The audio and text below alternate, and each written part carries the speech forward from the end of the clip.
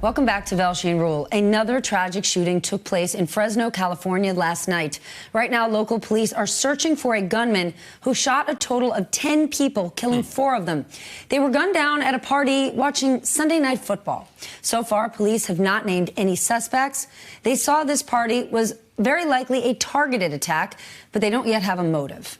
Just 200 miles south of Fresno, the people of Santa Clarita, California, continue to remember the victims of a shooting that happened there last week. Thousands gathered at a park last night to honor and remember the victims of Thursday's school shooting that left 2 students dead and 3 others hurt. Investigators today are struggling to find a motive to that shooting. Police say the gunman shot himself during the attack, and he died on Friday. NBC News tracks school shootings across the country. Since 2013, 66 people have been killed and 106 injured in 42 different school shootings in the United States. Active shooter training for educators has become more common across the nation, and Utah is one of several states that allows permit holders to carry guns in public schools. NBC's Gadi Schwartz joined dozens of public school teachers for a voluntary exercise taught by the Utah County Sheriff's Department. Before this class, some of these teachers had never even picked up a gun. At a Sheriff Department training center in Utah, the sound of gunshots means class is in session. But these aren't police. They are school teachers and faculty being taught how to stop and kill an active shooter. Around a corner, Brenda Betteridge has just spotted her target. Can I shoot this? Yeah. One more. Put it in the head. Good. So what do you think? That was exhilarating, kind of nerve-wracking. Yeah, you're shaking a little bit. Still. Yeah, because you don't know what to expect. And you walk in and you see a gunman with a young child. You know, this has got to count. If there was a student that brought a gun to school and a student that you possibly knew, would you be able to stop him with a gun? That's a really loaded question. And I think depending... it would be tough. It would be heartbreaking. But just think of how it would alter life if you didn't do something. But as radical as all this might seem, under Utah state law, teachers have been allowed to carry guns into schools for years, as long as they're secured and concealed. One of the fears has to be that there's going to be an accidental discharge in a school, right? It could happen. But again, I go back to the guns are in the school. They're already there. They're there. I'm going to be right behind you. If they're going to do it, we need to help them prepare for it. Sheriff Mike Smith says after a lockdown in Salt Lake City, deputies found unsecured guns left by teachers in places like a desk and a purse.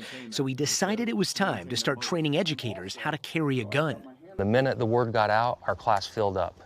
And we had a waiting list for the next class. Is it just teachers? No, it's the majority of teachers, but we have custodians, we have librarians, we have administrators. Custodians and librarians are trying to sign up too. Yep.